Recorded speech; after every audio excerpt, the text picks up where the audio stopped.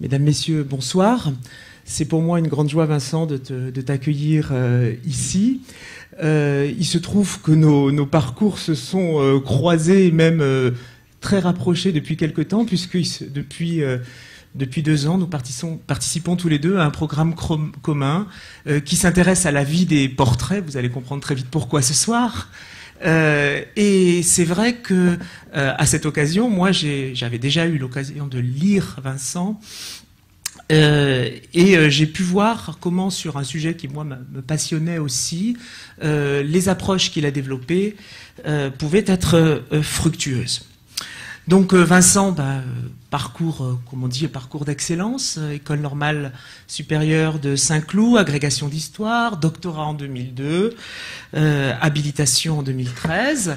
Vincent est aujourd'hui professeur à l'université de Marne-la-Vallée, après être passé par Arras, je crois d'abord, puis comme maître de conférence à Marne-la-Vallée.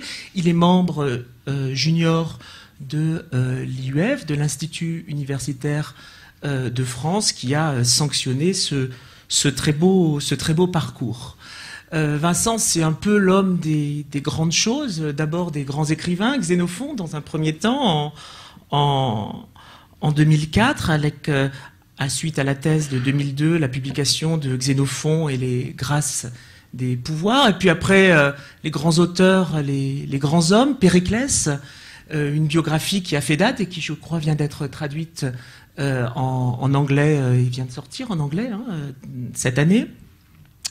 Et puis maintenant, c'est l'heure des grandes œuvres avec les tyrannicides. En fait, le point commun à ce parcours, c'est l'utilisation de l'anthropologie, des sciences sociales, pour repenser le politique et définir une méthode qui a permis de dépoussiérer, on va dire, bien des aspects de cette histoire des grandes choses et des grands hommes. Cette méthode, donc, aujourd'hui, il l'applique à des statuts honorifiques, les tyrannicides. Alors les tyrannicides, les Grecs diraient... auraient dit les tyrannoctones, les meurtriers des tyrans. C'est un groupe statuaire qui, dans l'Antiquité, était extrêmement célèbre. Alors ce groupe statuaire, je suis certain que beaucoup d'entre vous sont passés à côté parce qu'il peuple, tant il a été représenté, tant il a été copié, il peuple les musées du bassin méditerranéen. Et pourtant, souvent, on passe à côté, on le regarde pas. C'est pourtant un groupe qui a toujours été considéré comme un modèle très significatif, alors qu'en fait, il va vous le présenter, c'est une exception dans notre documentation dans ce domaine.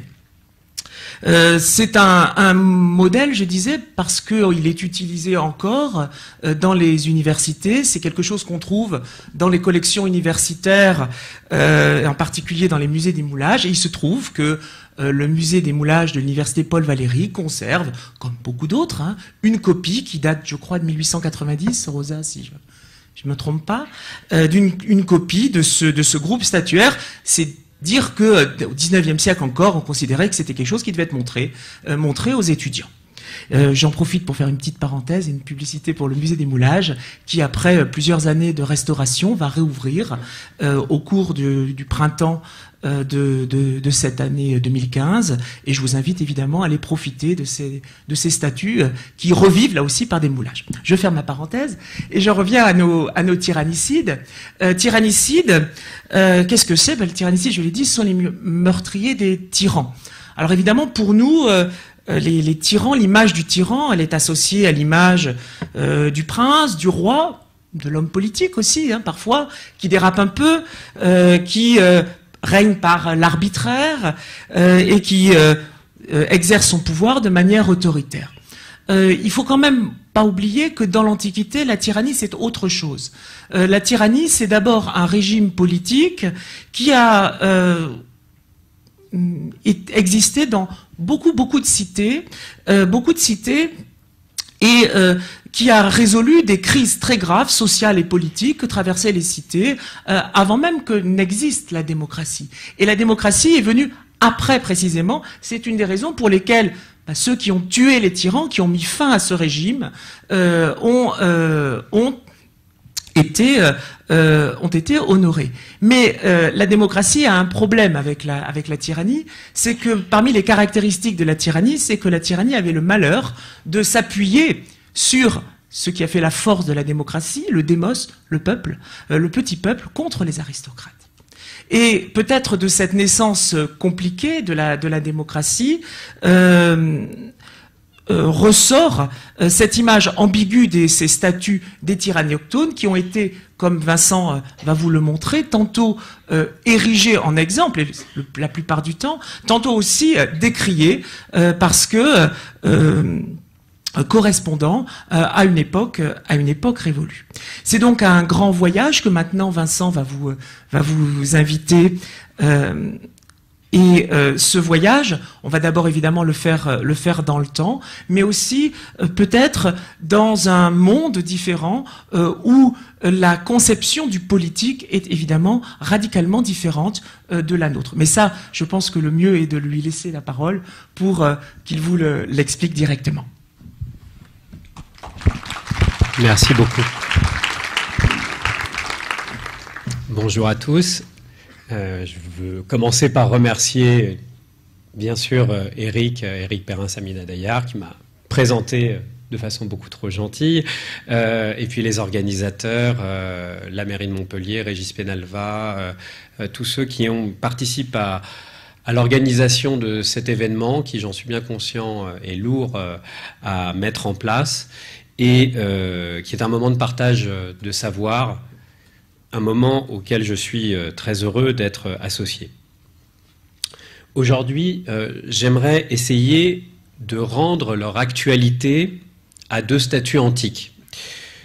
Deux statues antiques, polies par le temps, et en somme leur rendre leur caractère révolutionnaire, au moment où elles furent érigées au 5e siècle avant notre ère, à Athènes, alors que s'inventait la première démocratie de l'histoire. Pour ce faire, il faut commencer par faire un écart et essayer de porter sur ces deux statues ce que Claude Lévi-Strauss appelait un regard éloigné. Nous qui sommes habitués, depuis parfois l'enfance, à contempler des statues grecques sagement alignées en rang dans les collections des musées archéologiques. Et pour le touriste pressé qui papillonne d'œuvre en œuvre, moyenne 3-4 secondes par œuvre, le malentendu est triple. Tout d'abord, la plupart des statues que l'on observe dans ces musées n'ont rien de grec.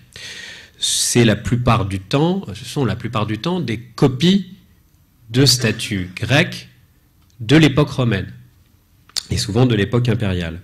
Ensuite, elles resplendissent de blancheur, comme les moulages d'ailleurs, qui les répliquent à partir du XVIIe, XVIIIe siècle. Alors que les sculptures originales étaient peintes quand elles étaient en marbre et qu'elles resplendissaient de lumière lorsqu'elles étaient coulées dans le bronze, comme c'était le cas, on va le voir, des tyrannicides. Enfin, leur signification se trouve neutralisée par le contexte du musée, qui les transforme en quoi? En objets de jouissance esthétique. C'est d'une certaine façon ce qu'énonçaient Alain Resnais et Chris Marker en ouverture de leur film documentaire qui s'appelait en 1953 « Les statues meurent aussi », qui était consacré à l'art dit nègre, qui a été interdit pendant 10 ans, l'époque de la colonisation. Et voilà ce qu'il disait à propos de ces statues, et que l'on peut tout à fait appliquer également aux statues grecques.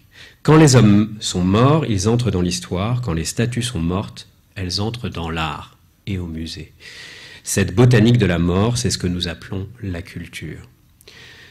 Cette esthétisation, cette muséification de la statuaire grecque prend naissance dans le monde romain. À l'époque impériale, avant tout, lorsque se mettent en place de véritables galeries de sculptures, notamment dans les maisons des notables de l'Empire. Prenons un exemple, tiré d'un livre extrêmement drôle, à mon sens, que je vous recommande, il est disponible en librairie, écrit au IIe siècle après Jésus-Christ par Lucien de Samosate. Un livre qui s'appelle L'ami du mensonge, le Philopseudes. Ce texte met en scène un dialogue se tenant dans la demeure d'un riche Athénien qui s'appelle Eucratès. On se situe donc au IIe siècle après. Par petites touches, Lucien brosse le portrait de celui qui reçoit, de l'hôte, qui est un notable grec frotté de culture, qui est soucieux de manifester sa paideia, son éducation, en toute occasion. Et sa maison fait partie des signes extérieurs de sa supériorité sociale. C'est là qu'il va recevoir notamment des philosophes venus de toutes les écoles philosophiques athéniennes et qu'il fait étalage de son savoir-faire et de sa culture. Et c'est là qu'il va montrer ses statues, les statues qu'il possède. Et voilà, ce qu'il écrit à propos des statues qu'il possède dans sa maison.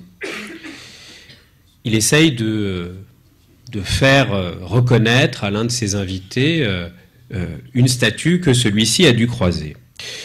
« N'as-tu pas vu en entrant une statue de toute beauté qui se dresse dans la cour? C'est l'œuvre du sculpteur Démétrios, un sculpteur spécialisé dans les représentations humaines. » Son interlocuteur répond « Tu parles de l'athlète au disque, celui qui est penché dans l'attitude d'un lanceur, tourné vers la main qui tient le disque, une jambe légèrement repliée, comme si elle allait se soulever quand il le lancera ? Pas celui-ci. Le discobole dont tu parles est une œuvre de Myron. Il ne s'agit pas non plus de la statue voisine, le beau diadumène qui a la tête ceinte d'un bandeau. C'est une œuvre de Polyclète. Laisse également celles qui sont à droite en entrant, parmi lesquelles se dressent les modelages de Critios et Nessiotès, les tyrannoctones. » Ce dont on s'aperçoit en lisant le texte de Lucien, c'est qu'il y avait une véritable galerie statuaire qui se trouvait nichée donc, dans la demeure de ce notable grec vivant à l'époque romaine, dans un lieu stratégique. C'était la partie de la maison où le notable recevait ses amis et ses clients.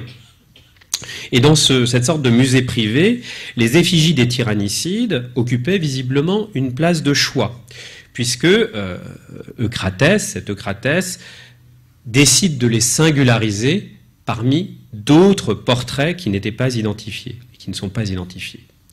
Malgré tout, et c'est pour ça que je commence par ce passage, ces statues de Critios et de Nessiotès, donc les tyrannicides, avaient à l'évidence un tout autre sens dans ce contexte, dans la maison de Cratès, que sur l'agora d'Athènes, où elles se trouvaient à l'origine. Ce sont des modelages, des copies, bien entendu, que possède Cratès.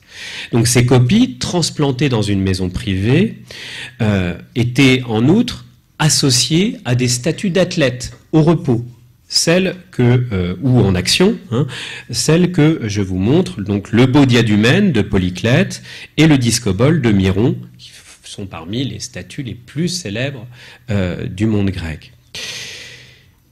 À quoi les tyrannicides devaient-ils leur présence dans la maison de ce notable sous l'Empire romain? Certainement pas à leur contenu politique, mais plutôt à leur beauté plastique et à la réputation de leur sculpteur.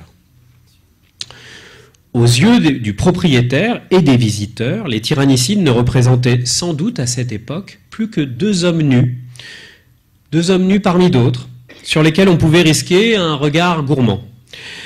Privatisés, esthétisés, mis en série, avec d'autres sculptures, les statues des tyrannicides apparaissent donc dans l'œuvre de Lucien comme des œuvres d'art totalement décontextualisées et partant neutralisées. Et d'une certaine façon, et c'est en cela que ça m'intéresse, et que je pense que ça peut nous intéresser, c'est la même situation qui prévaut aujourd'hui. Quand nous voyons ces statues dans des musées des moulages, ou par exemple à Naples, là j'ai pris des photos qui sont c'est les plus célèbres copies de ces tyrannicides dont je vais vous parler, au musée de Naples, et qui sont quoi? Qui sont environnés d'autres statues grecques, plus exactement d'autres statues, des copies romaines de statues grecques.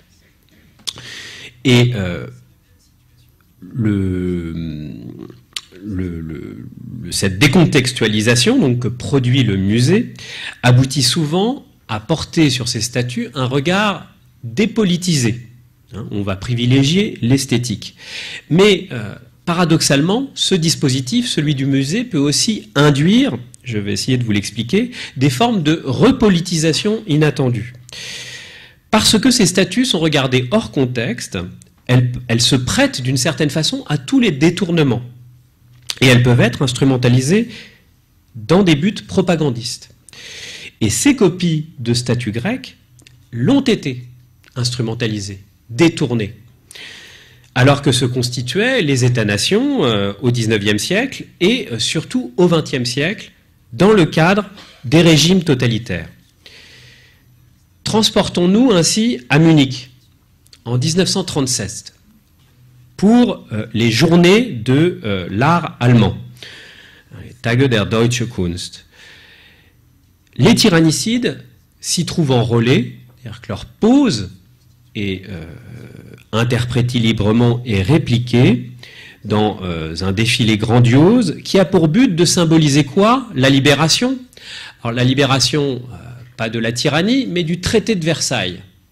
Les chaînes du traité de Versailles dont il s'agit de se dégager. Et les nazis, donc, pour symboliser cette libération, font défiler deux groupes statuaires sculptés allégoriques, la foi et la fidélité, qui étaient directement inspirés des tyrannicides. Donc tyrannicide, emblème de l'humanité active, luttant donc contre l'oppression. Les nazis ne sont pas les seuls à instrumentaliser les deux statues. Juste le rapprochement que l'on peut faire, et notamment avec la copie de Naples. La même année, 1937, à Paris, les soviétiques installent un groupe monumental en haut de leur pavillon à l'exposition universelle de Paris. L'enjeu est alors élevé. Le bâtiment, qui est situé au pied du Trocadéro, fait face au pavillon du Troisième Reich. Et le but de ce groupe statuaire est de symboliser la puissance de l'Homo soviéticus. Vous connaissez probablement ce groupe qui est devenu une véritable icône soviétique. L'artiste, donc Vera Moukhina, dans ce groupe intitulé L'ouvrier et la kolkhosienne, a imaginé donc une double statue, comme les tyrannicides, symbolisant peut-être un peu lourdement la collaboration entre la paysannerie et le prolétariat, donc l'ouvrier, la kolkhosienne. Les deux figures reprennent la pose d'Harmodios, donc le plus jeune, le bras tendu vers le ciel.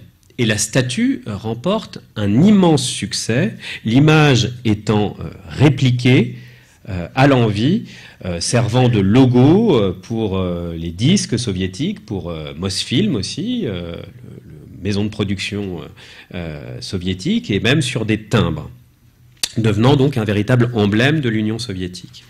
Voici donc les tyrannicides, leur pose, enrôlés dans des combats plus ou moins douteux, bien éloignés de leur signification d'origine. J'en ai fini avec ce premier écart qui visait à souligner la façon dont les conditions de réception, la façon dont on voit ces statues au musée, sous la forme de copies de marbre, affectent la façon dont on les considère, conduisant tantôt à des formes de dépolitisation, ce qu'on pourrait appeler l'effet musée. Ah, elles sont bien jolies, ces statues d'hommes nus. Tantôt à des formes de repolitisation inattendue. Tiens, pourquoi ne pas reprendre la pose de ces statues pour symboliser la race aryenne ou l'Homo soviéticus? Sortons donc un peu ces statues du musée et tentons de revenir aux raisons premières qui avaient poussé les Grecs à les ériger. Ce qui est, je crois, la meilleure façon de leur redonner vie. C'est en effet à cette condition qu'il devient possible de comprendre pourquoi ces effigies ont pu, en leur temps, exercer un véritable pouvoir, polarisant la ferveur des spectateurs et devenant des supports d'identification pour ceux qui les voyaient, et ce durant plusieurs siècles. Quelques mots de contexte pour commencer. Donc il s'agit de deux statues en bronze. Elles sont en bronze, même si je vous montre des copies, et des copies là en l'occurrence en plâtre, ce sont des moulages, mais c'est les plus fidèles que les statues en marbre d'époque romaine qui nous sont venues par morceaux et qui ont été restituées de façon parfois un peu hasardeuse. Donc deux statues en bronze à l'origine, dressées sur l'agora d'Athènes, représentant deux hommes, Harmodios, le plus jeune, et Aristogiton, sur le point d'assassiner Hipparque, l'un des tyrans athéniens. On se trouve en 514 avant Jésus-Christ, lors de la grande fête religieuse des Panathénées. Et cette indication, on le verra, a une certaine importance. Un premier groupe, sculpté par Anténor, fut dressé sur l'agora d'Athènes à la fin du VIe siècle, très probablement, donc juste après la chute de la tyrannie. Mais ce premier groupe, on ne sait pas du tout à quoi il ressemblait, parce qu'il a disparu, on n'en a pas eu de copie, et qu'il a été remplacé quelques années plus tard, en 477-476, c'est la date qui est indiquée ici, vous le voyez, après la Seconde Guerre médique, qui avait opposé une partie des Grecs aux Perses, à l'Empire perse. Donc, ce monument ayant été saisi par le roi de Perse Xerxès, qui avait conquis Athènes brièvement, et le monument avait été déporté en Perse, dans une des capitales de l'Empire achéménide, de l'Empire perse. Ce qui fait qu'il a pendant longtemps disparu avant de revenir à Athènes lorsque Alexandre le Grand conquiert lui-même à son tour, plus d'un siècle et demi plus tard, la Perse.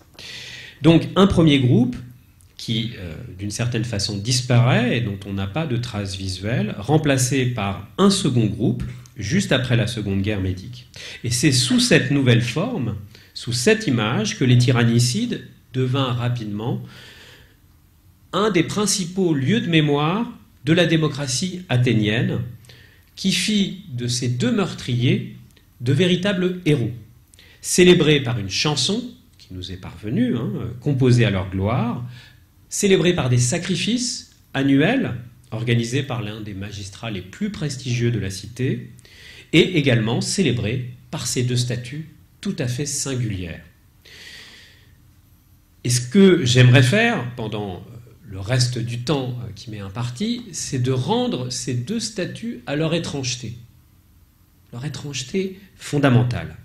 Elles sont étranges, ces statues, j'aimerais vous en convaincre, d'abord par le caractère éminemment problématique de ce qu'elles décrivent, un meurtre, et pas le meurtre d'un ennemi, ça peut se représenter facilement, mais d'un concitoyen. Le tyran d'Athènes était concitoyen, fut-il tyran, d'Harmodios et d'Aristogiton, les deux meurtriers. Donc, singulier par ce qu'il représente, le meurtre d'un concitoyen. Singulier par le genre ou l'absence de genre, on va le voir, l'absence de tradition iconographique auquel on peut relier ce monument. Et singulier aussi par sa forme visuelle, par les choix formels opérés par les sculpteurs, par l'aspect visuel de ces statues. Donc c'est ces trois éléments dont j'aimerais faire résonner l'étrangeté. Le caractère problématique du meurtre, l'absence de genre dans lequel on peut ranger ce monument, et puis ce à quoi il ressemble. D'abord, commençons par le meurtre, la grande affaire, ce qui justifie qu'il soit représenté ainsi, en gloire, d'une certaine façon, sur l'agora, et qui en même temps est infiniment surprenant. Donc, parce que on a là, donc, devant nous, un couple d'amants, je vais y revenir, liés par l'éros, pris sur le vif, donc prêts à porter le coup fatal au tyran d'Athènes Hipparque. Qu'est-ce qui est surprenant? Alors commençons par une fausse piste. Ce qui pourrait être étrange, mais qui ne l'est pas, c'est de représenter deux amants pour glorifier la libération d'Athènes des chaînes de la tyrannie. On pourrait se dire comme ça, a priori, que c'est une façon étrange de confondre public et privé.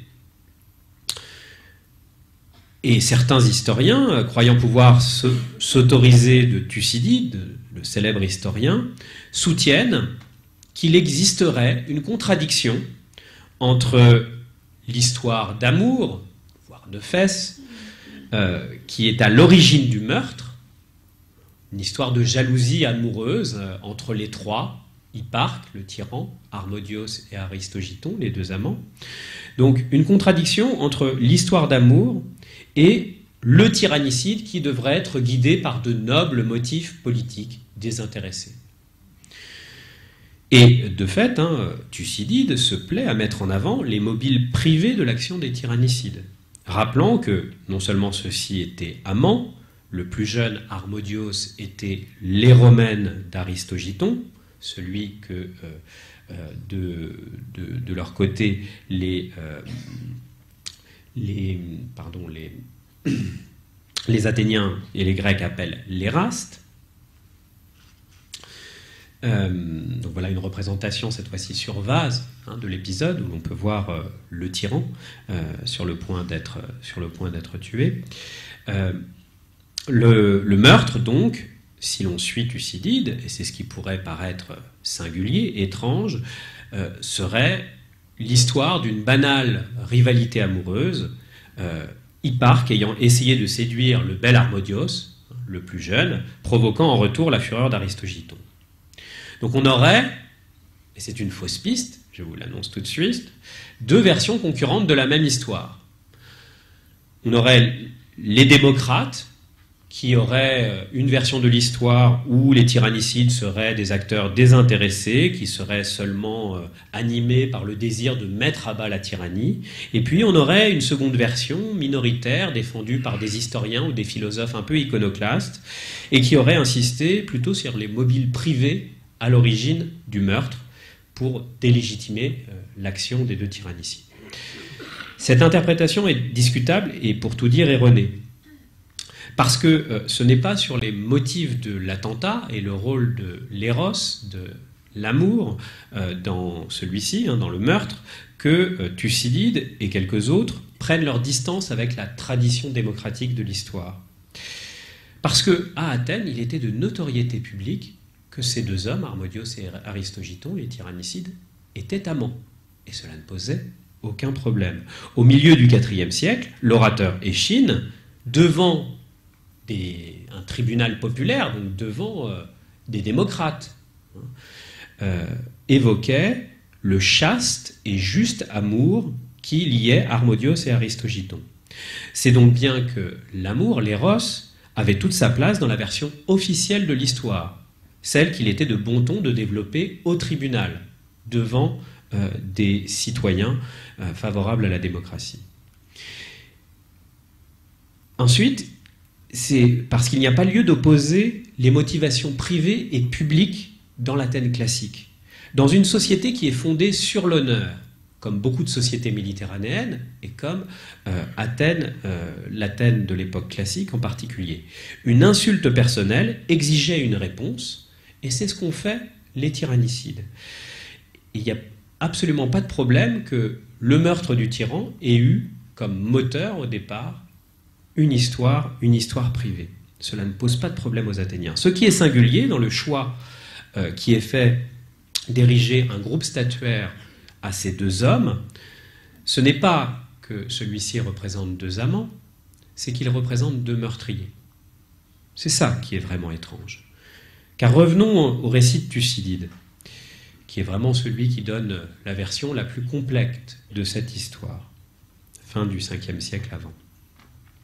Entre le récit de Thucydide et la version officielle de l'histoire, il y avait en réalité, il y a 2 points de désaccord majeurs, mais il y en a un sur lequel je voudrais insister.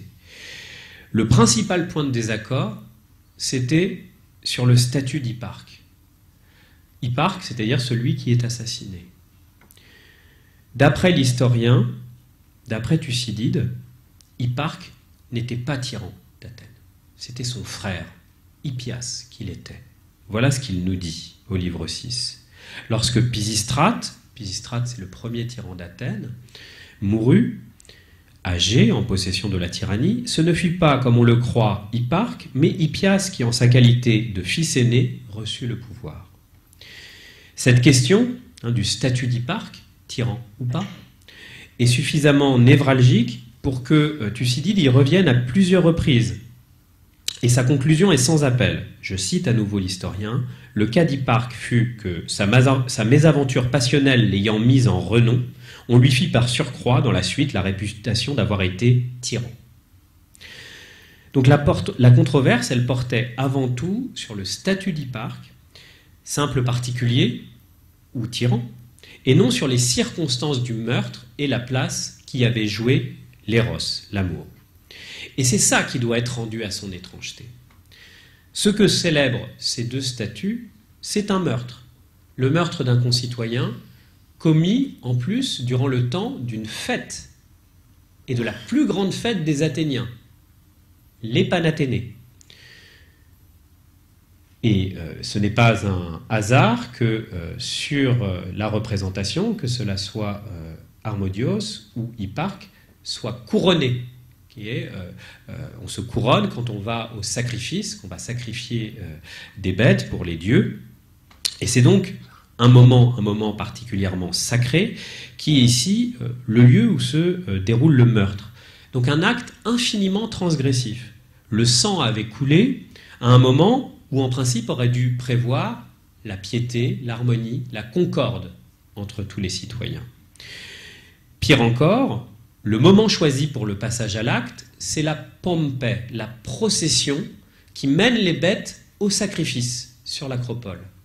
Ce qui était une façon d'assimiler Hipparque aux bêtes qui devaient être sacrifiées au terme de la pompe, de la procession. Donc, ériger des statues à deux meurtriers, c'est quelque chose qu'il convient d'expliquer parce que cela n'a rien d'évident. Et d'ailleurs, la voix de Thucydide, et il n'est pas le seul, atteste l'existence de traditions alternatives sur les tyrannicides qui assuraient qu'Hipparque n'exerçait pas la tyrannie au moment où il fut assassiné. Et ce n'est pas un point de détail. En tuant un simple citoyen, il n'était pas tyran. Harmodios et Aristogiton étaient ravalés au rang de meurtriers de droit commun, souillés religieusement par le meurtre. Et ce n'est pas un hasard, si, quand on lit Thucydide, de voir celui-ci insister sur la piété des Pisistratides, c'est-à-dire des tyrans d'Athènes, qui sont représentés par lui comme s'acquittant, je le cite, dans les sanctuaires des sacrifices, construisant des temples, dédiant de nombreux autels aux divinités de la cité. Donc si on suit cette tradition alternative, ce qui est scandaleux aux yeux de Thucydide et de quelques autres, c'est que les tyrannicides ont assassiné un simple particulier qui appartiendrait à une famille pieuse et durant une fête religieuse. Et pourtant, cela resta, cette tradition discordante, quelque chose de marginal. Les Athéniens, pour la plupart, considéraient le meurtre comme justifié. Mais ce que simplement je veux transmettre ici, c'est que cela n'avait rien d'évident. Même si, comme la plupart des Athéniens, on considère qu'Hipparque était, contrairement à ce que dit Thucydide, tyran. Tuer un tyran, même si c'est un affreux jojo, ça n'a absolument rien d'évident. Et on a un cas, un siècle et demi auparavant, où une autre grande famille athénienne, qui s'appelle les Alcméonides, et qui a fourni une partie des chefs politiques athéniens, notamment Périclès, qui venait de cette grande famille, eh bien cette grande famille avait, à son instigation, disons, fait tuer les partisans d'un certain Cylon qui cherchait à prendre la tyrannie. Donc on se situe dans une situation assez proche de celle des tyrannicides. Donc les partisans de Cylon avaient cherché à prendre la tyrannie à Athènes, ils n'y étaient pas parvenus, et les Alcméonides avaient décidé, alors que les partisans de Cylon s'étaient mis sous la protection des dieux, avaient décidé de passer outre et de les massacrer. Cela avait entraîné une souillure terrible sur la famille des Alcméonides. transmise de génération en génération, à tel point que, voilà, un siècle et demi après ce meurtre, là, les Alcméonides pouvaient se voir reprocher, par exemple, lors des procédures d'ostracisme. Mégaclès faisait partie de la famille des Alcméonides, c'était l'oncle de Périclès, pouvaient se voir reprocher cette malédiction venue de ce meurtre des Siloniens, donc de ces gens qui avaient voulu prendre la tyrannie et qui avaient été tués alors qu'ils étaient sous la protection des dieux. Donc, comment expliquer que le meurtre commis par Harmodios et Aristogiton n'ait pas soulevé la même indignation? La cause des Alcméonides, ceux qui ont tué les Siloniens, n'était pas moins juste que celle des tyrannicides. Il s'agissait dans les deux cas d'abattre un tyran, en puissance, dans le cas de Cylon, en acte, dans le cas d'Hipparque.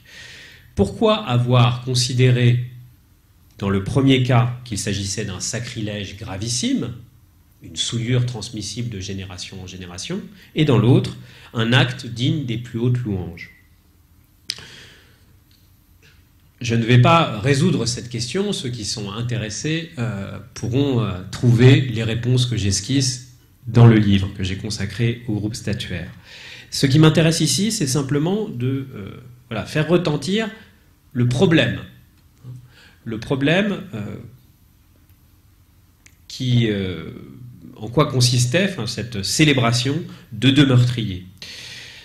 Seconde étrangeté, le lieu où les statues furent dressées et le genre de ces statues.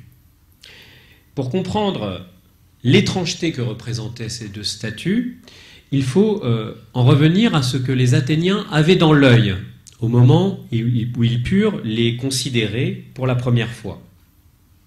Ces deux statues en bronze, donc qui flamboyaient sous le soleil, devaient en effet représenter pour les Athéniens un véritable choc visuel. Choc accentué par leur isolement. Dans l'agora d'Athènes, au moment où elles furent érigées, l'agora étant à cette époque-là, non pas un fouillis, enfin pas du tout un fouillis, mais enfin un espace monumentalisé, comme il va le devenir plus tard, mais quasiment un terrain vague, avec seulement quelques bâtiments. Cette étrangeté des tyrannicides est d'autant plus grande qu'elle ne rentre dans aucun cadre, dans aucune tradition préétablie. Lorsqu'elles furent installées pour la première fois, les effigies d'Harmodios et d'Aristogiton ne rentraient dans aucune des catégories traditionnelles qui existaient alors en termes de statuaire. Et pour prendre la mesure de leur spécificité, il faut peut-être brosser en quelques mots et de façon forcément caricaturale le paysage statuaire dans lequel évoluaient les Athéniens à la fin du VIe siècle. Qu'est-ce qu'ils pouvaient voir comme statues et où pouvaient-ils les voir? Globalement, il y avait deux zones de concentration de statues à Athènes, l'Acropole et le Céramique. Le Céramique, c'est le cimetière d'Athènes. Et c'est là que se trouvaient concentrés, donc au Céramique, notamment les fameux couroïs, couroïs funéraires que vous avez sans doute aperçus déjà dans les musées et dont on connaît de multiples exemples, qui étaient dressés sur les tombeaux des membres de l'élite. C'était des marqueurs funéraires, ces grands couroïs que vous voyez dans les musées. Sur l'Acropole, c'était un autre type de statue que l'on voyait, c'était des offrandes.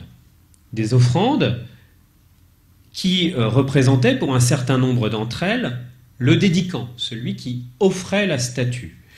Vous pouvez voir au Louvre comme au musée d'Athènes un certain nombre de ces statues, le moscophore, le porteur de veau, qui est retrouvé au sud-est de l'Acropole, ou bien le cavalier rampin, vous voyez ce qui reste du cheval, certainement consacré à Athéna par un vainqueur à un concours panhellénique.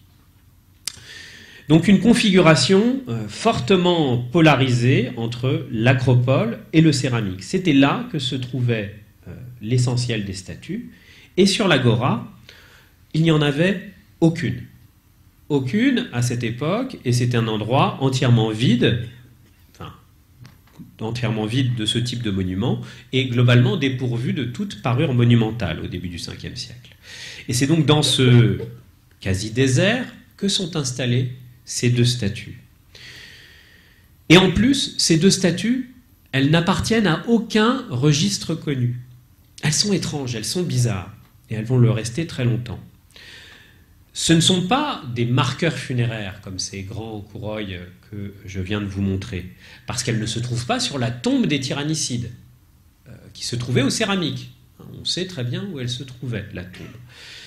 Donc ce ne sont pas des statues funéraires. Ce ne sont pas non plus des offrandes à une quelconque divinité. Ce ne sont pas non plus des statues cultuelles. Ils ne sont pas divinisés, ces tyrannicides, et on ne leur rend pas de culte à cet endroit. Il n'y a pas d'autel où on leur fait des sacrifices. Et à cette époque-là, ce ne sont pas non plus, parce qu'on pourrait penser à cela, des monuments honorifiques, en tout cas au sens strict. C'est-à-dire qu'ils ne sont pas probablement pas le produit, en tout cas d'un décret en bonne et due forme, tel que l'usage se met en place un siècle plus tard seulement. Donc ce ne sont ni des monuments funéraires, ni des statues cultuelles, ni des consécrations votives, ni véritablement des effigies honorifiques. Ce sont des statues qui n'appartiennent à aucun genre statuaire bien défini et qui oscillent entre plusieurs registres. Et il me semble en réalité que plutôt de vouloir les faire rentrer dans des cases, ce que cherchent à faire un certain nombre d'historiens de l'art, donc on forge des catégories statuaires commémoratives, qui n'ont pas de correspondance en Grèce. À mon avis, plutôt que de vouloir les faire rentrer comme ça dans des petites boîtes, il me semble que c'est précisément le caractère inclassable de ces statues qui fut l'une des raisons du succès du groupe statuaire sur la longue durée. C'est parce qu'il était unique, parce que ce groupe empruntait à divers registres statuaires sans être prisonnier d'aucun d'entre eux, qu'il eut un tel retentissement et qu'il put aussi s'adapter durant des siècles aux attentes évolutives des Athéniens. C'est le contexte, lui-même changeant, qui infléchissait le sens du monument, mettant en relief tantôt ses résonances funéraires, tantôt sa dimension cultuelle, tantôt sa valeur honorifique. Dernier élément, visuellement. Regardons-les un peu, ces statues. Elles sont aussi étranges, elles sont aussi singulières. Donc continuons cet exercice de défamiliarisation. Ce n'est pas seulement ce qu'elles représentent, le meurtre d'un citoyen, leur emplacement, leur absence de genre qui est exceptionnelle, c'est aussi leur aspect visuel.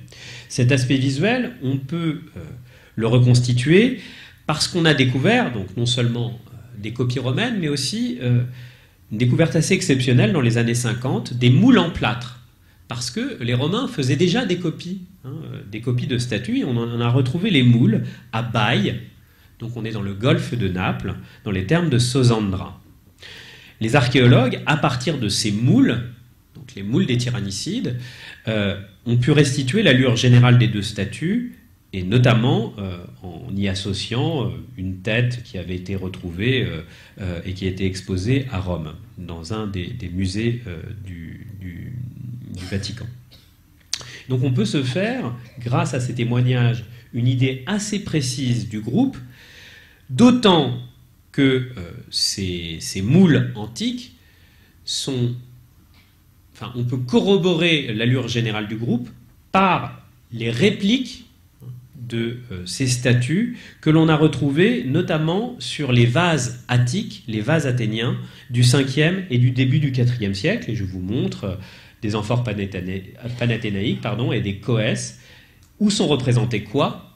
Le groupe statuaire, ce qui est l'un des signes d'ailleurs de sa popularité exceptionnelle, le fait qu'il a été répliqué de la sorte. Comment peut-on décrire ce groupe ? Ce qui ressort en premier lieu, c'est le caractère collectif de l'action qui est menée par les tyrannicides. La disposition même, j'ai essayé de le souligner par ces grossiers traits rouges, la disposition même du monument soulignait la cohésion des deux figures.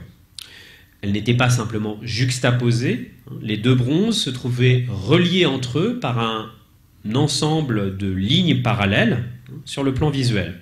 Le bras gauche d'Harmodios était dans le même axe que le fourreau d'Aristogiton. De même, le bras gauche d'Aristogiton était aligné avec l'avant-bras droit d'Harmodios. Tout ce travail pour montrer le caractère collectif de l'action, la cohésion des deux hommes, était aussi fondé sur un jeu de complémentarité.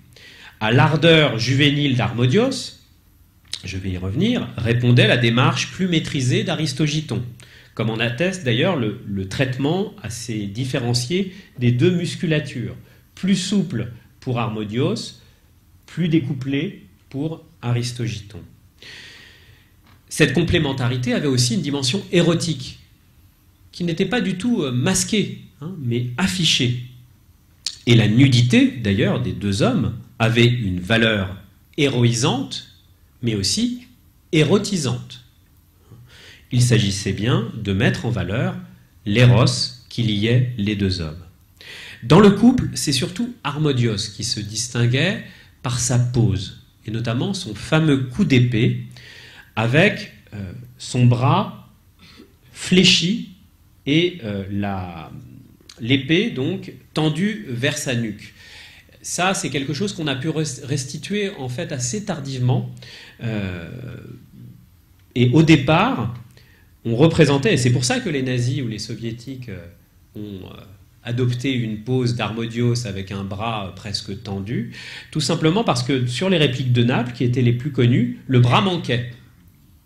Et que les archéologues avaient restitué le bras de cette façon. Alors qu'on sait maintenant, et notamment par toute une série de parallèles, que le bras d'Harmodios se trouvait beaucoup plus fléchi. Et très vite, ce geste d'Harmodios, ce coup foudroyant, devint l'attribut distinctif du groupe, la véritable signature visuelle du monument. Et de ce point de vue-là, les nazis ou les soviétiques ne s'y sont pas trompés. Car Harmodios attirait tous les regards, au risque d'éclipser un peu Aristogiton. C'est lui le bel et faible. Cette dissymétrie, d'ailleurs, on le voit chez les auteurs anciens, qui souvent oublient de mentionner Aristogiton, et pour parler de la statue des deux hommes, parlent de la statue d'Harmodios. On a ça notamment chez Aristophane souvent. L'allure générale du groupe appelle une dernière remarque, et c'est là où on en vient aux singularités du monument. Harmodios, il est saisi dans la pose d'un jeune éphèbe, vigoureux, dynamique, tout juste sorti de l'adolescence. C'est un bel héromène, imberbe, et c'est étonnant. C'est étonnant pourquoi ? Parce qu'on sait par ailleurs que ce jeune homme, il était déjà père de famille au moment où il assassine Hipparque, sachant que, oui, je ne vous ai pas raconté la fin de l'histoire, mais ils assassinent Hipparque et ils se font tout de suite trucider. C'est aussi pour ça que leur acte est resté célèbre. J'aurais dû le préciser tout de suite, je m'en excuse. Ils tuent Hipparque, et puis le frère d'Hipparque va faire le ménage, et les deux hommes vont être tués pour l'un, Harmodios, immédiatement par les gardes, et pour Aristogiton, torturé puis tué. Donc, Harmodios, bien évidemment, n'a pas pu donner naissance à ses enfants après le meurtre, puisqu'il meurt. Or, donc, il a une descendance. Pourquoi on le sait ? Parce qu'on a un de ses descendants en ligne directe, appelé lui-même Harmodios, qui fut impliqué dans un procès contre le stratège Iphicrate dans les années 380, donc 120, un peu plus de 130 ans plus tard.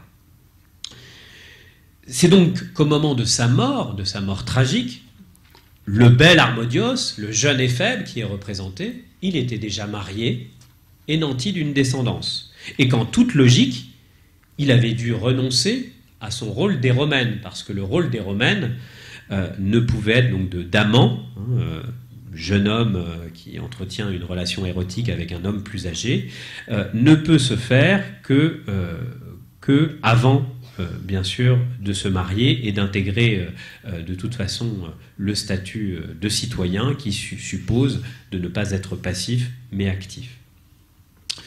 Donc comment comprendre ce décalage le fait que les sculpteurs aient choisi de représenter Harmodios en Éromène, en Belle et Phèbe, alors que celui-ci, pourtant on le sait par d'autres sources, avait déjà intégré la classe des hommes faits et tenait son rôle de citoyen. Sans doute s'agissait-il, mais c'est pour nous étrange, il faut le comprendre comme étrange, pour la démocratie athénienne de mettre en avant le rôle de l'éros, de l'amour, dans la construction des liens politiques et sociaux. À peine un demi-siècle plus tard, dans l'Oraison funèbre, l'un des plus célèbres textes de l'histoire grecque, l'Oraison funèbre que Périclès prononce en 431 en l'honneur des soldats morts tombés lors de la première année de la guerre du Péloponnèse contre Sparte, Périclès fournit une formulation frappante de cette érotique civique, de la façon dont il faut être amoureux de la patrie et considérer celle-ci comme un éromène. Voilà ce qu'il nous dit, Périclès, dans ce morceau de bravoure et de rhétorique. Contemplez plutôt chaque jour dans sa réalité la puissance de la cité, soyez-en les érastes, les amants. Ce qui fait que la cité est dans la position de l'éromène, aimé, chéri, et pour lequel on doit tout sacrifier, y compris sa vie. Dans cette perspective, les statuts des tyrannicides méritent, à mon avis, d'être considérés comme des jalons dans l'élaboration d'une véritable érotique civique, initiant une tradition qui se cristallisa à l'époque hellénistique. Mais il faut tirer toutes les conséquences de cette interprétation érotique de monument. Exaltant l'union de deux amants meurtriers, le groupe statuaire visait à provoquer l'identification du spectateur, de celui qui passait, qui avait toutes les raisons d'éprouver du désir pour le bel Harmodios, à la plastique parfaite, en se mettant à la place d'Aristogiton.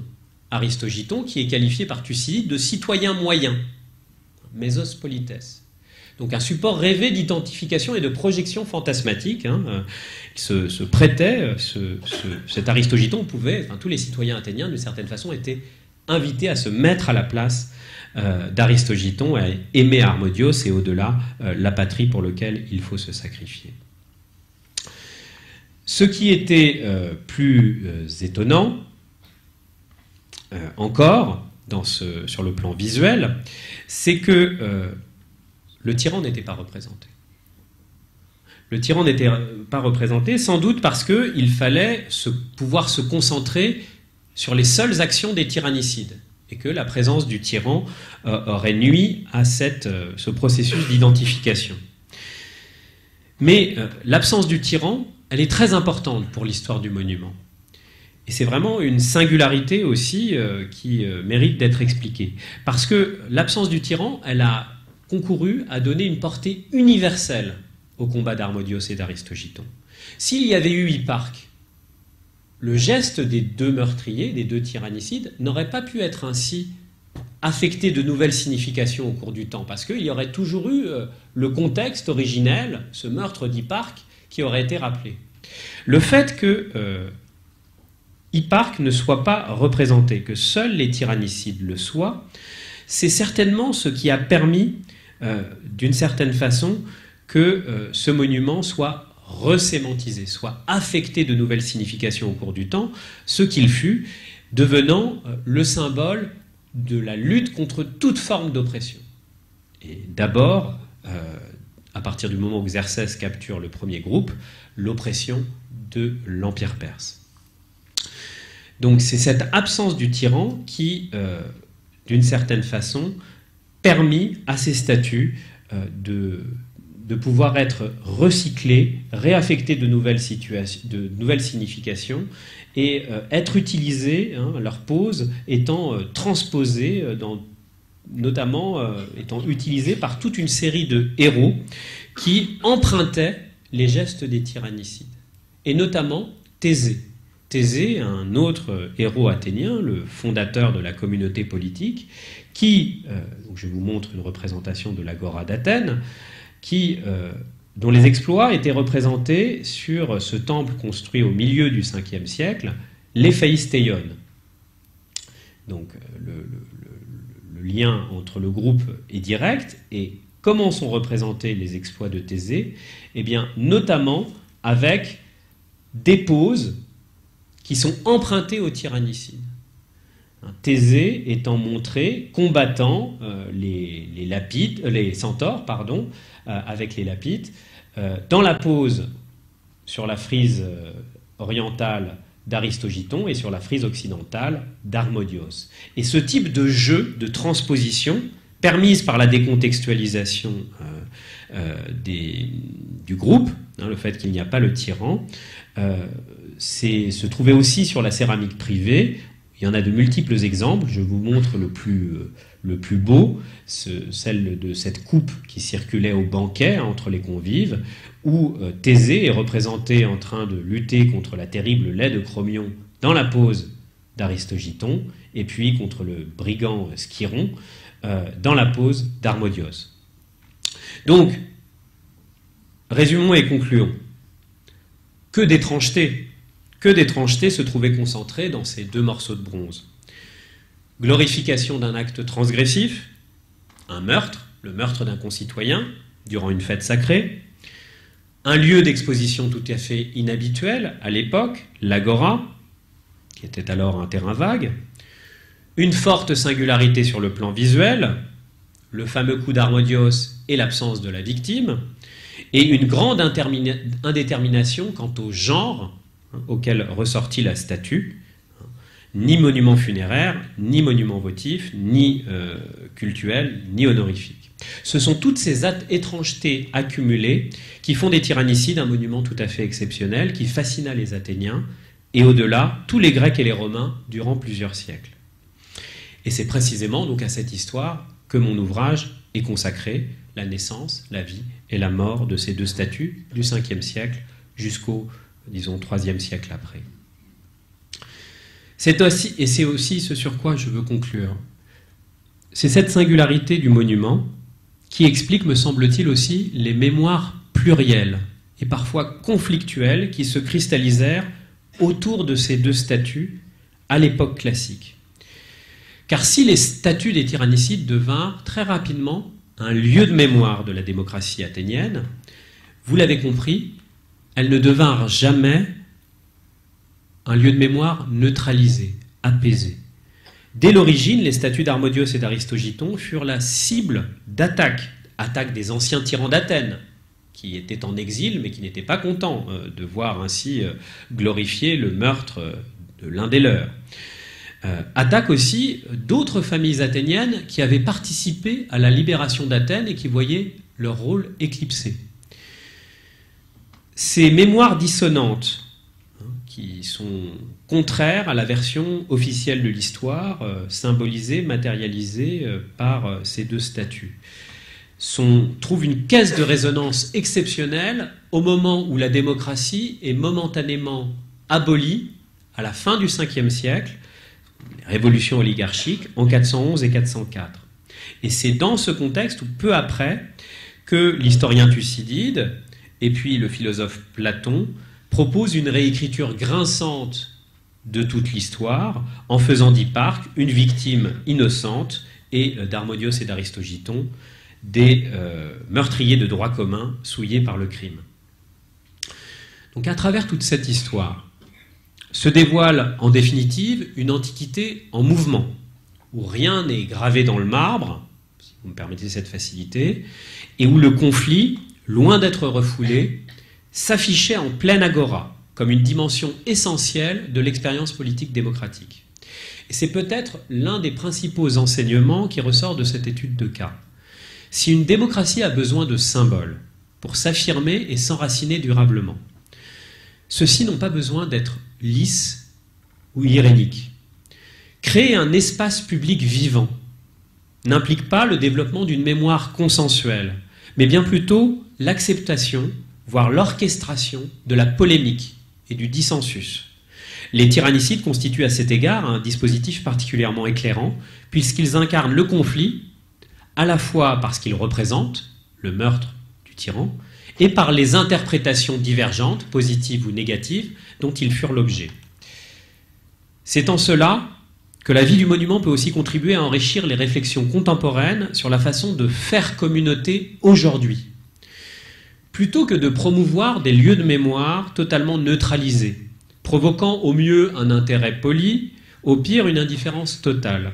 Peut-être est-il temps de donner corps à la pluralité des mémoires, en France comme en Europe, en acceptant lucidement les éventuels conflits que ces lieux de mémoire peuvent susciter. Faute de points de référence communs, des points de référence qui peuvent être débattus, contestés, la démocratie ne peut que lentement s'étioler face aux diverses formes de repli communautaire. Je vous remercie.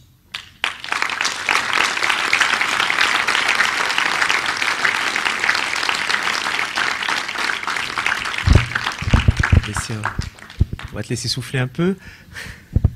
Merci beaucoup pour cette démonstration extrêmement brillante. Merci aussi pour avoir donné une belle image encore de cette méthode que j'évoquais tout à l'heure, qui ici a consisté à faire parler les statues, chose qui est quand même un exploit assez extraordinaire, hein, quand même, que de réussir à faire parler du plâtre même, puisque nous n'avons ni le marbre, malheureusement, ni le bronze. Le cas effectivement exceptionnel de ce groupe statuaire, en fait, illustre assez bien finalement la situation d'Athènes, une cité qui a toujours un talent extraordinaire pour faire de l'exception un véritable modèle et à diffuser cette image un petit peu partout, puisque l'image du tyrannicide, c'est quelque chose qui a été étendu aussi dans d'autres cités, et même présenter le tyrannicide comme quelqu'un qui est vraiment un modèle pour les jeunes en particulier, c'est quelque chose qui a été récupéré de ce cas finalement athénien, puisque c'est un des rares cas où les choses se sont passées ainsi. Alors ma première question que j'ai la chance de pouvoir te poser, c'est que tu as rappelé comment, à travers ton exposé et à travers ton livre, comment un portrait répond à une demande qui est une demande sociale, culturelle, politique, mais qui au départ est évidemment conjoncturelle. Ma question est comment analyser sur le plan méthodologique, je sais que tu l'as fait dans ton livre, l'évolution de cette demande, l'évolution aussi du regard qui est porté sur ces statues. Je pense aux Athéniens qui passaient devant ce groupe. Effectivement, le meurtre était loin. Pisistrate, il n'était pas là, on ne le voyait pas. On ne mentionne même pas dans les textes anciens les tyrannoctones, on dit Harmodios et Aristagiton, sont des noms en fait, des noms de personnages. Donc comment évolue cette demande ? Oui, c'est effectivement un des enjeux du livre, c'est d'essayer de comprendre, parce que moi c'est quelque chose qui m'a toujours fasciné, c'est toutes ces statues dans nos villes. Voilà, nous passons devant sans les regarder. Donc qu'est-ce qui fait qu'on regarde vraiment des statues ? C'est d'une certaine façon l'une des impulsions de cette recherche. Quels sont les moments où véritablement on regarde les statues ? Il y a plusieurs réponses, j'ai essayé d'en esquisser un certain nombre, mais je crois qu'il y a notamment deux grands cas où on regarde vraiment les statues autrement que comme des éléments de mobilier urbain. C'est lorsque ces statues sont intégrées dans une série d'actes rituels, c'est-à-dire qu'on rend un culte devant les statues, elles sont partie prenante, voilà, d'un moment de célébration des dieux, et donc à ces moments-là, au-delà du moment où elles ont été érigées, eh bien, périodiquement, on leur porte attention.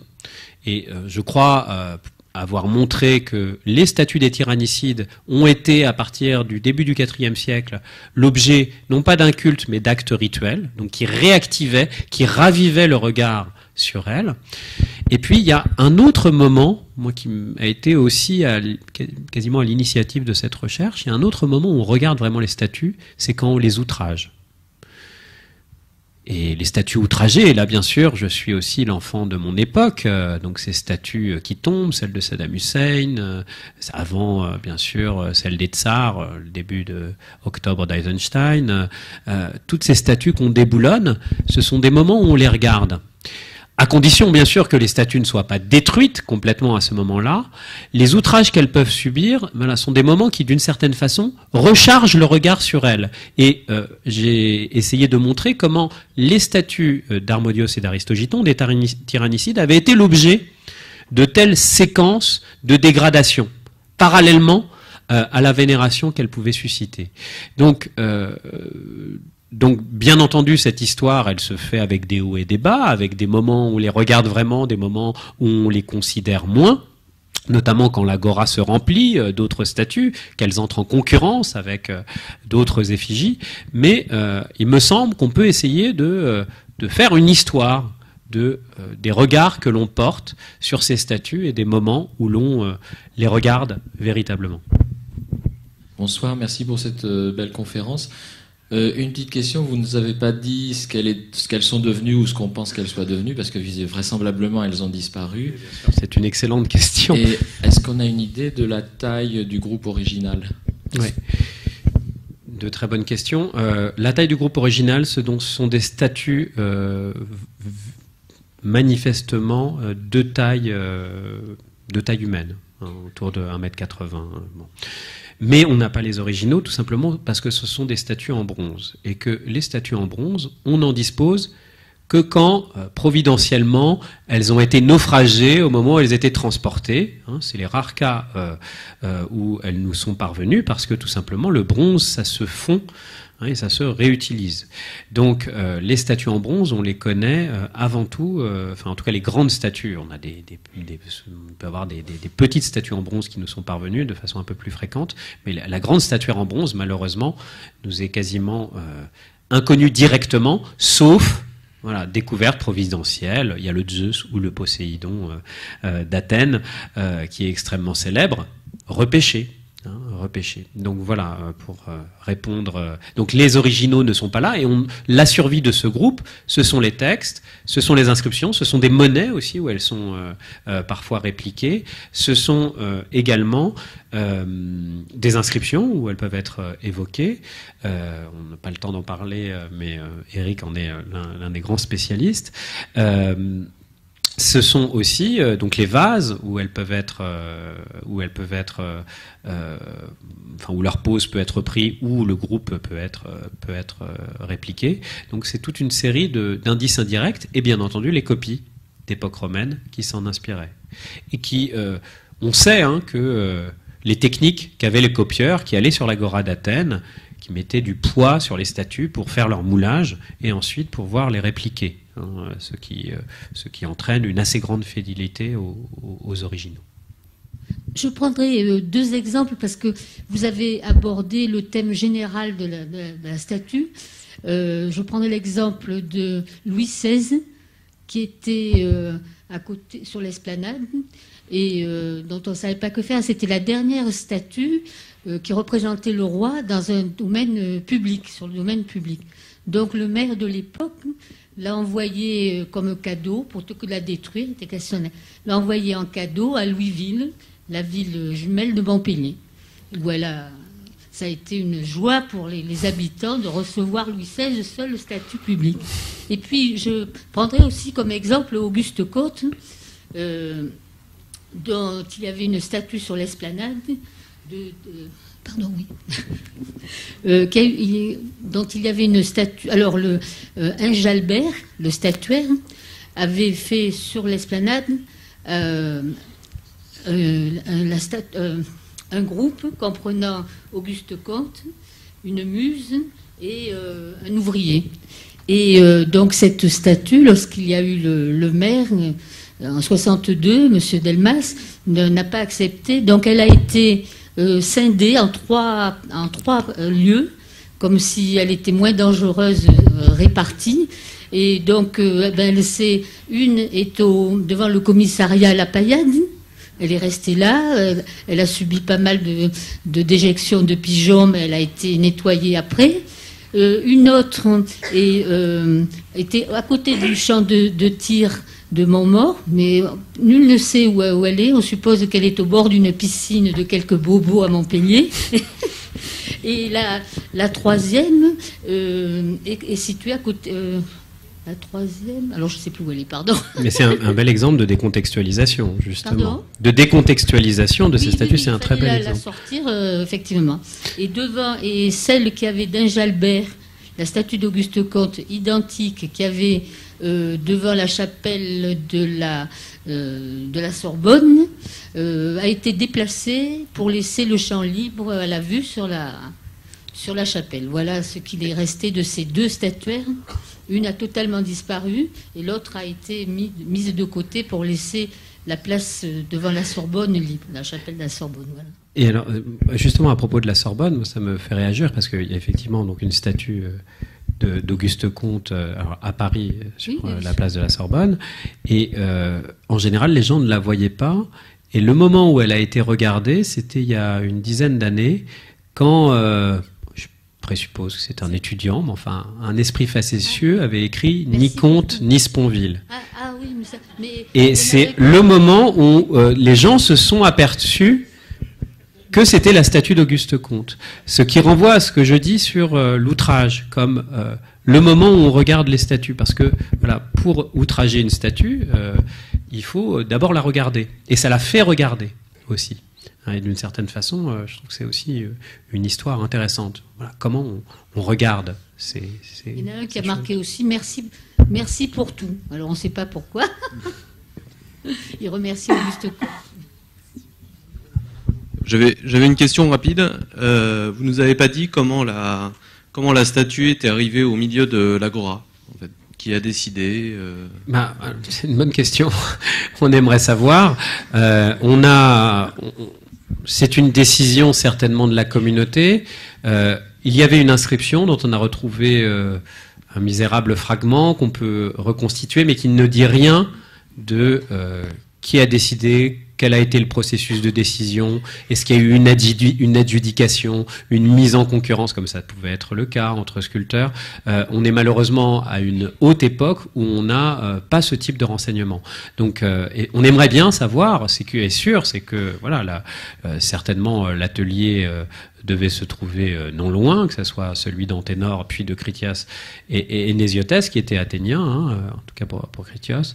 Et donc, ça a été érigé, certainement, de toute façon, avec l'accord formel de la communauté politique. Ça, c'est certain, qui contrôlait son espace public, même si, au tout début du 5e siècle, l'agora était en pleine évolution. Très certainement, il y avait une ancienne agora qui se situait de l'autre côté de l'acropole, qui a été transférée au début du 5e siècle à l'endroit où on peut encore la voir aujourd'hui. Donc on est dans un moment un petit peu compliqué de l'histoire athénienne, mais de toute façon, ces statues n'ont pu être dressées qu'avec l'accord de la communauté. Ça, c'est certain. Donc voilà. Mais selon quel processus, malheureusement, c'est des choses où on commence à avoir des renseignements qu'à l'époque hellénistique. Et encore, Eric a écrit un très très bel article sur tous ces sujets, précisément. Bonsoir. Moi, je m'aperçois à vous écouter que je regarde les statues quand je suis à l'étranger. Et je ne les regarde pas ici, donc je vais faire un effort. Et puis comme c'est une suggestion, comme il est de bon ton aujourd'hui d'avoir des journées pour tout et rien du tout, pourquoi ne pas faire une journée mondiale des statues pour leur redonner vie, puisque effectivement elles sont deuxième mort. Donc je suggère que vous preniez le leadership d'un mouvement qui conduise à ça. Merci. Mais est-ce que toutes les statues doivent être regardées? Peut-être certaines doivent dormir de leur belle mort, mais ce qui est intéressant, c'est effectivement d'essayer d'imaginer les contextes concrets dans lesquels on regarde effectivement ces statues. Est-ce que vous dites on les regarde à l'étranger? Oui, parce qu'on se met quoi? On se met dans la position de touriste et donc de découverte. Moi, j'ai souvent un rêve, et je le fais jamais, c'est par exemple à Paris de prendre 2-3 jours, voilà, comme touriste, quitte à quitter chez moi, payer un hôtel, mais pour se remettre dans cette position qui effectivement ravive le regard sur des monuments qui sont là et qu'on ne regarde plus. Si je peux rebondir sur sur cette question. Les universitaires en particulier, plus généralement les savants, ils vont avoir tendance à universaliser leur propre intérêt et donc penser que tout le monde regarde avec une attention maniaque les inscriptions qui peuvent être écrites sur les monuments eux-mêmes, alors que bien évidemment, la plupart du temps, ce sont des coups d'œil voilà, parfois discrets, inattentifs, qui sont portés sur potentiellement des merveilles. Et donc, voilà, à quelles conditions sociales, historiques, on regarde ces monuments? C'est ça, d'une certaine façon aussi, qui m'intéressait. S'il vous plaît, monsieur. Là, par là, mais... Pardon. Voilà. Dans vos travaux, dans vos recherches, avez-vous réussi à repérer le moment de l'exécution de l'œuvre, de ces statues? Car il a dû se dérouler pas mal de décennies quand même, hein, car toute la famille aristocratique a été expulsée par Hippias, vous voulez dire le décalage Hippias, entre le moment où on a où il y a eu l'acte, l'attentat, et l'exécution de l'œuvre, la création de l'œuvre. C'est une excellente question, et il y a environ, je sais pas, plusieurs milliers de pages qui ont été écrites sur le moment où le premier groupe, celui qui a disparu, a été érigé. Il y a un combat de tranchées entre les savants. J'en ai au moins recensé une vingtaine dans chaque camp. Ceux qui pensent que le premier monument, donc pas celui que je vous ai montré, celui d'Anténor, a été érigé juste après le moment où les tyrans ont été expulsés d'Athènes. Très très vite. Donc c'est en 510. 514, c'est le meurtre. 510, c'est l'expulsion d'Hippias, le frère d'Hipparque. Donc il y a certains qui pensent que c'est entre 510 et 507 au plus tard que ce premier groupe est érigé. Et il y a ceux qui pensent que c'est beaucoup plus tard, juste avant le moment où Xerxès va s'en saisir. Parce qu'on a quand même un terminus. On sait qu'elles étaient sur l'agora en 480, puisqu'en 480, Xerxès prend Athènes, momentanément, juste avant Salamine, et de rentrer en Perse, pas très... après une grosse défaite, mais ayant pris Athènes, il va se saisir de ces statues. Donc on sait que c'est entre 510, le moment où le dernier tyran d'Athènes est exilé, et 480. Après, le débat fait rage. Est-ce que c'est au tout début ? Est-ce que c'est plutôt juste avant les guerres médiques? Il y a des arguments vraiment très forts dans un sens comme dans l'autre. D'une certaine façon, je suis agnostique dans ce débat. Pour le second groupe, celui que je vous ai montré, là, on sait parfaitement. C'est 477, 476, c'est très peu de temps après que le premier groupe a été déporté en Perse, a été capturé par Xerxès, et transporté en Perse.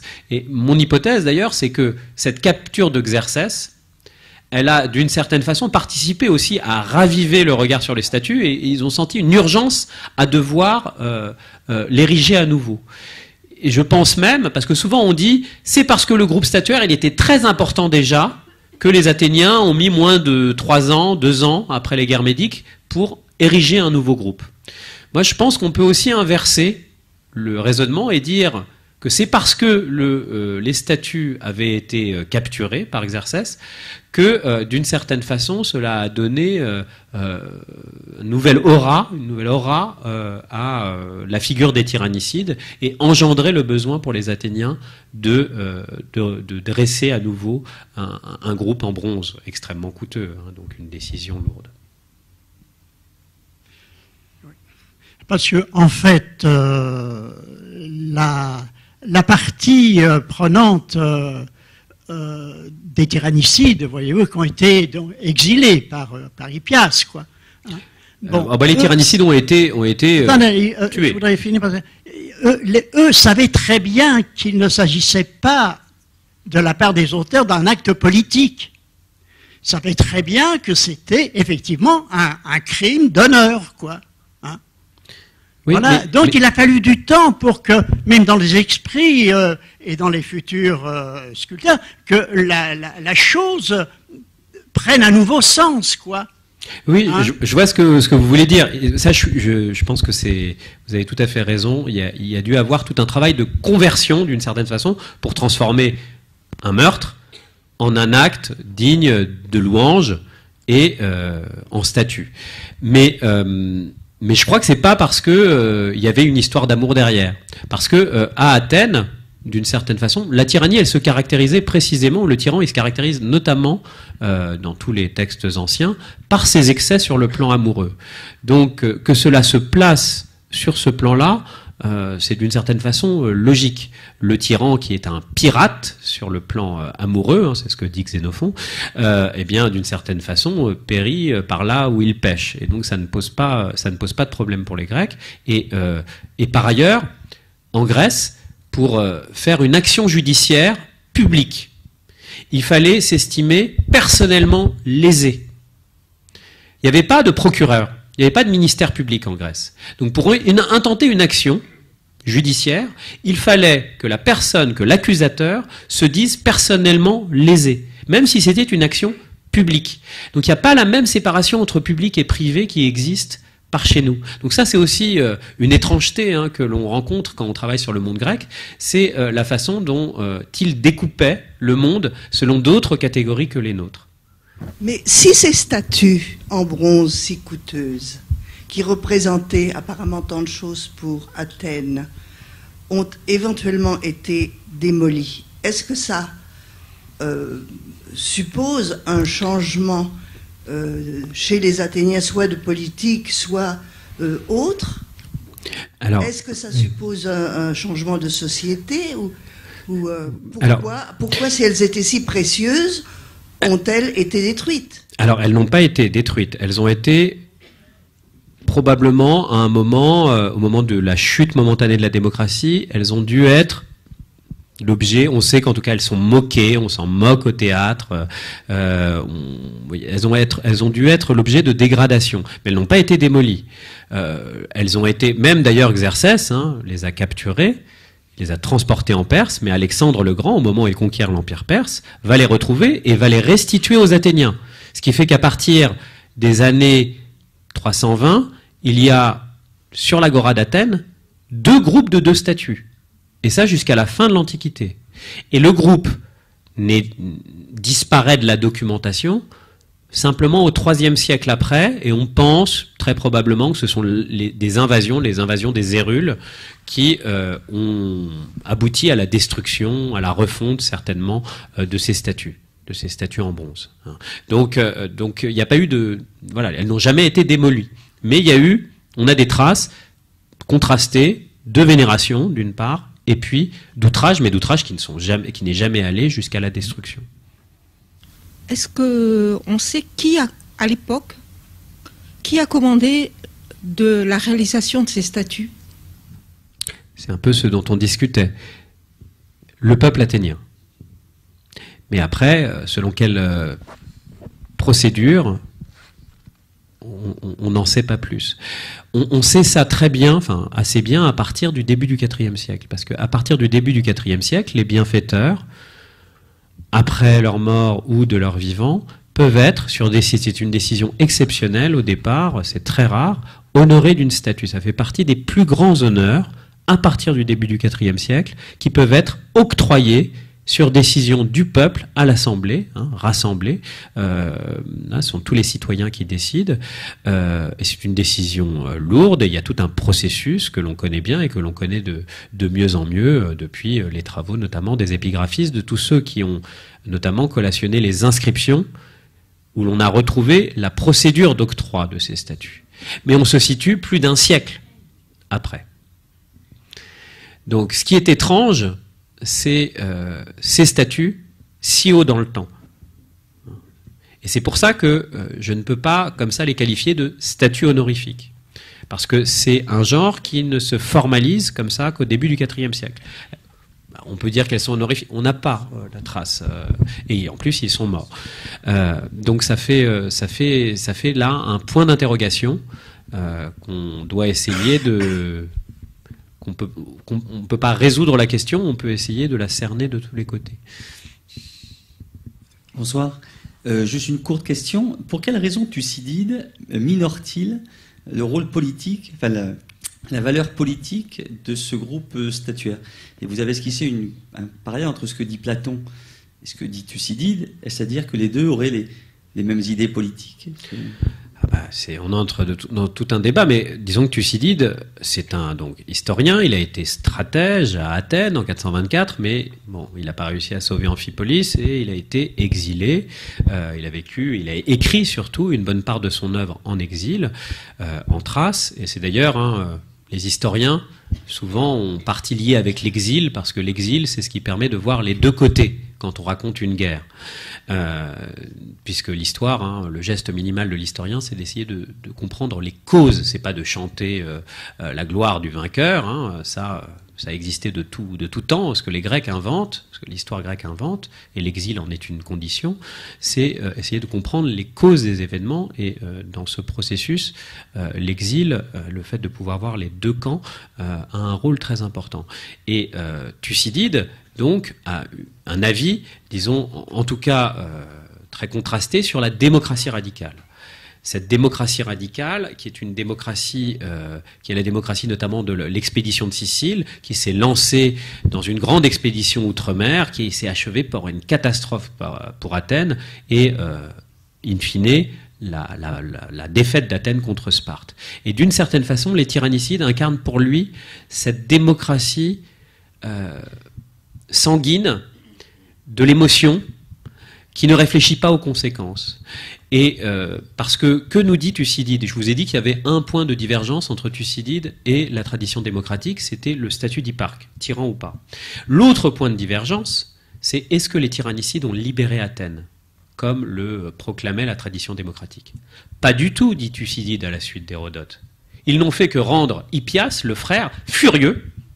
Et même, nous dit-il, la tyrannie est devenue véritablement tyrannique au sens où on l'entend après le meurtre d'Hipparque, quand Hippias a durci le régime, fou de douleur après la mort de son frère. Donc les tyrannicides sont loin d'avoir, nous dit Thucydide, libéré Athènes. Ceux qui l'ont libéré, ce sont, et c'est difficilement dissible en pleine guerre du Péloponnèse, ce sont les Spartiates, qui ont, suite à des oracles de la Pythie, peut-être manipulés par Clisthène, délogé le dernier tyran d'Athènes. Donc, c'est d'une certaine façon la critique des tyrannicides. Il faut la comprendre comme la critique de cette démocratie de l'émotion qui se projette dans la violence au lieu de songer aux conséquences. Donc les tyrannicides n'ont pas libéré Athènes, c'est le message de Thucydide. C'est une façon pour lui d'être opposé à la démocratie, pas à la démocratie en tant que telle, mais à la démocratie radicale, à un certain type de démocratie. Bonsoir. Je vais peut-être vous paraître iconoclaste. Il faut, pour des statuts, c'est nécessaire. Mais dans votre réflexion, vous n'avez jamais pensé à un autre crime qui est celui de Lorenzo, quand il assassine Alexandre de Médicis. Crime passionnel et politique, et qui a été aussi détourné de Lorenzaccio, oui, voilà, oui, bien absolument. sûr. Quand vous dites, c'est un crime d'amour, Lorenzo fait aussi un crime d'amour, et c'est un crime politique par derrière, mais qui est inexploité. Bien sûr, mais il y a toute cette tradition qui est derrière.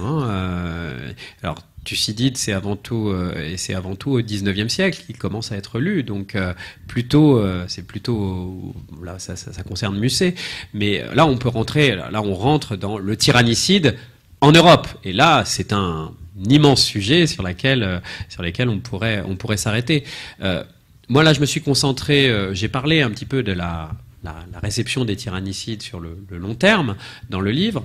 En Europe, les tyrannicides, ils sont connus d'abord par les textes. Les statuts, on arrive à les identifier que en 1860. Enfin, non, je dis des bêtises. En 1860, elles sont exposées dans le musée de Naples, donc c'est au moment où elles commencent à être reçues. Mais l'identification des tyrannicides comme groupe statuaire, ça se fait au début du XIXe siècle. Donc c'est assez tard en réalité, dans cette histoire au long cours. Donc le modèle des tyrannicides, ce n'est pas forcément celui d'Harmodios et d'Aristogiton qui a été utilisé. C'est plutôt celui de Brutus et Cassius. Brutus et Cassius qui avaient reçu un groupe statuaire sur l'Agora à côté de celui des tyrannicides en 44 avant Jésus-Christ. Donc là où les histoires se croisent. Allez, donc nous nous en tenons là. Merci beaucoup Vincent Azoulay. Merci à vous tous. Merci Éric Perrin, Samy Medaya.